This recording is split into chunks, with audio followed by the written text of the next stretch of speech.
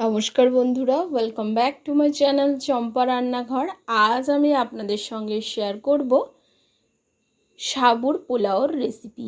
যে কোনো উপোসের দিনে বা নিরামিষ দিনে বা বাচ্চাদের টিফিনে বা আপনারা ব্রেকফাস্টেও খেতে পারেন।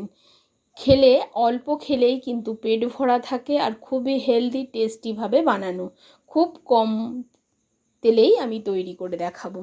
তার জন্য এখানে আমি নিয়ে নিয়েছি সাবু। এখানে 100 গ্রাম সাবুকে আমি অল্প জল দিয়ে ভিজিয়ে রেখেছিলাম।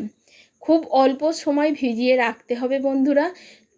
যে পাত্রে আপনি ভেজাবেন সে পাত্রে যতটা সাবু নেবেন ঠিক ততটাই জল দেবেন, তার থেকে বেশি জল দেবেন না, তাহলে সুন্দরভাবে সাবুটা ভিজে যাবে। ভেজানোটা আপনাদের সাথে শেয়ার করা হয়নি, ভেজানোর পরেই আমার মনে হলো যে এই সাবুর পোলাওটা আপনাদের সঙ্গে শেয়ার করি। এখন দেখুন একটা ফ্রাই প্যান বসিয়ে নিয়েছি আর তার মধ্যে দিয়ে দিচ্ছি ঘি। আজকের রান্নাটা করব ঘি দিয়ে। 1/2 চামচ ঘি আমি দিয়ে দিয়েছি, খুব কম ঘি দেব। আর এখানে কোনো সাদা তেল ব্যবহার করব না, যেহেতু আজকের কিন্তু সোমবার, শিবের ব্রত আপনারা জানেন, মাসে শ্রাবণ মাস, তার জন্যে ঘি দিয়ে আমি এই সাবু পোলাওটা তৈরি করছি। এখন এর মধ্যে দিয়ে দিচ্ছি একটু গোটা জিরা আর দিয়ে দিচ্ছি কারি পাতা। এখানে অবশ্যই কারি পাতাটা অ্যাড করবেন। কারি পাতাটা দিলে সাবুর পোলাওর টেস্টটা কিন্তু দারুণ আসে, তার জন্যে দিয়ে দিলাম কারি পাতা। যদি আপনাদের মনে হয় যে সাবু আপনারা ঠিক পরিমাণ মতো জল দিয়ে ভেজাতে পারছেন না, তাহলে শুধুমাত্র সাবুটাকে ধুয়ে রেখে দেবেন আধা ঘন্টা মতো, তবেই কিন্তু হয়ে যাবে। এবারে দিয়ে দিচ্ছি কিছুটা আলু আর গাজর কুচি। এখানে আলু আর গাজরকে আমি ছোট চৌকো চৌকো করে কেটে নিয়েছি, সেটা দিয়ে দিলাম। আপনাদের কাছে আরও যদি কোনো সবজি থাকে সেটা আপনারা অ্যাড করতে পারেন। আলু আর গাজরটাকে একটু নাড়াচাড়া করে আমি ভেজে নিচ্ছি। এটাকে এখন একটু সিদ্ধ হতে দেবো। তার জন্যে এটাকে আমি এর মধ্যে দিয়ে দিচ্ছি একটু পরিমাণ মতো লবণ। এটা আমি ব্যবহার করলাম সন্দক লবণ, যেহেতু আজ উপোসের দিন আপনারা নর্মাল লবণটাও ব্যবহার করতে পারেন।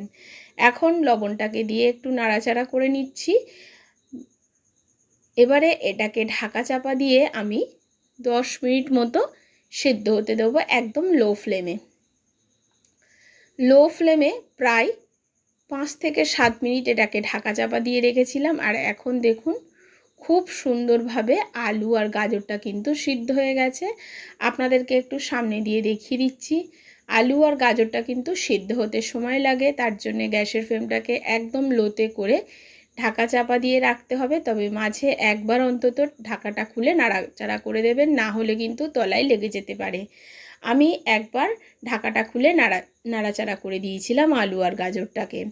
এবারে দিয়ে দিচ্ছি এর মধ্যে একটু টমেটো কুচি। টমেটোগুলো গালে পড়লে খেতে ভালো লাগে, তার জন্যে দিলাম। টমেটোটা দিয়ে একটু নাড়াচাড়া করে নিচ্ছি। নেওয়ার পরে বন্ধুরা এর মধ্যে আমি দিয়ে দিচ্ছি কাজু আর কিশমিশ। ভিজিয়ে রেখেছিলাম আগে থেকে, কাজু আর কিশমিশটা দিয়ে দিলাম। এবার কাজু আর কিশমিশটা দেওয়ার পরে দিয়ে দিচ্ছি কিছুটা লঙ্কা কুচি। আপনারা যদি মনে করেন যে এখানে লঙ্কা কুচি দেবেন না, সেক্ষেত্রে এখানে একটু আপনি দিয়ে দিতে পারেন গোলমরিচের গুঁড়ো। এবারে খুব ভালো করে এগুলো একটু নাড়াচাড়া করে আবারও একটু ফ্রাই করে নিচ্ছি। তাতে কিন্তু কাজু আর কিশমিশটাও ভাজা হয়ে যাবে। এখন দেখুন খুব সুন্দরভাবে কাজু কিশমিশ আর সবজিগুলো ভাজা আমার হয়ে গেছে। এখন ঠিক এই সময়ে এর মধ্যে একটু চিনি অ্যাড করব। যেহেতু সাবুর পোলাও খেতে লাগবে একটু মিষ্টি মিষ্টি, খেতে ভালোই লাগবে। একেবারে কিন্তু লবণটা আমি অ্যাড করে দিয়েছিলাম। লবণ আর দেওয়ার কোনো প্রয়োজন নেই বন্ধুরা। এই সময় দিয়ে দিচ্ছি একটু চিনি। তবে আপনাদের যদি চিনি দিতে অপছন্দ হয় সেক্ষেত্রে চিনিটাকে স্কিপ করবেন, তবে চিনি দিলে খেতে বেশ টেস্টি লাগবে। তার জন্য এখানে একটু চিনি দিয়ে দিয়েছি। এবার চিনিটা দিয়ে আবার একটু সবজির সঙ্গে নাড়াচাড়া করে দিচ্ছি। যতক্ষণ না চিনিটা গলে যায় ততক্ষণ পর্যন্ত একটু নাড়াচাড়া করে দিচ্ছি। এখন কিন্তু চিনিটা দেখুন বেশ গলে গেছে। এবারে এই পর্যায়ে দিয়ে দেব সেই সাবুগুলো। আপনারা এখানে ছোটো দানার সাবুও ব্যবহার করতে পারেন, আমি বড় দানার সাবুটা ব্যবহার করেছি। আর দেখুন কতটা ঝরঝরে, কোনো মতে যেন একটার সঙ্গে আর একটা লেগে না যায়। ভেজানোর পরে মাথায় রাখবেন, না হলে কিন্তু এই সাবুর পোলাওটা একদমই ঝরঝরে হবে না। এবারে একটু নাড়াচাড়া করে 2 থেকে 3 মিনিট সাবুটাকে সবজির সঙ্গে নাড়াচাড়া করে ফ্রাই করে নিতে হবে।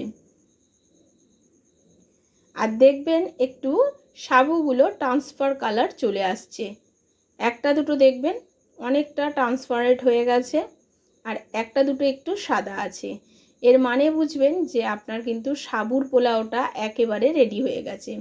এবার আপনাদেরকে একটা প্লেটের মধ্যে আমি তুলে দেখাচ্ছি। দেখুন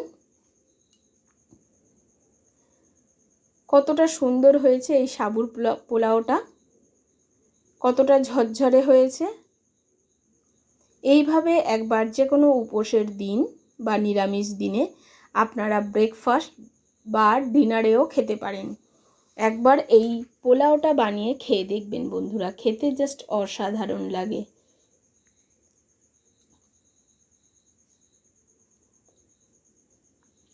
সমস্ত পোলাওটা আমি প্লেটের মধ্যে ঢেলে নিচ্ছি, নিয়ে আপনাদেরকে একদম সামনে দিয়ে দেখাবো আমার আজকের এই সাবুর পোলাও রেসিপি। আপনাদের কেমন লাগলো অবশ্যই কিন্তু কমেন্ট করে জানাবেন। তাছাড়া বাচ্চা থেকে বড় সবাই কিন্তু এটা খেতে ভালোবাসবে। দেখুন বন্ধুরা, কিছু কিছু সাবু কিন্তু একটু ট্রান্সপারেন্ট কালার হয়ে গেছে, আবার কিছু সাদা আছে। এইভাবেই কিন্তু আপনাকে নামিয়ে ফেলতে হবে। একদম সবগুলো যদি সাবু ট্রান্সপারেন্ট কালার হয় তবে কিন্তু কড়ার তলাতে লেগে যেতে পারে। আজ এই পর্যন্ত বন্ধুরা, নমস্কার।